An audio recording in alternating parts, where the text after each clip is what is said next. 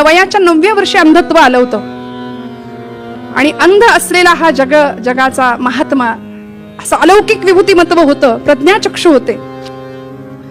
आळंदीला माऊलींच्या आजोळ घरामध्ये प्रवचनाला बसले होते गुलाबराव महाराज.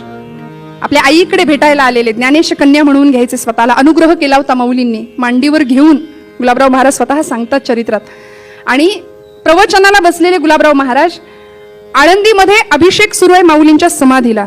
समाधीविषयीचा भाव इतका विलक्षण आहे आजही लोकांचा, आणि तो निश्चित असला पाहिजे. पण आजही समाजामध्ये अशी काही करंटी माणसं आहेत श्रोते हो, की त्यांच्या बुद्धिमत्तेची कीव करावी आणि मीठ मोहऱ्यांनी खरं तर दृष्टच काढावी की काय असं वाटतं कधीतरी. परवा समाधी सोहळ्याला खरंच एक तरुण युवक अगदी कॉलेजचा, त्यांनी मला विचारलं, खरंच माऊली आहेत का आतमध्ये?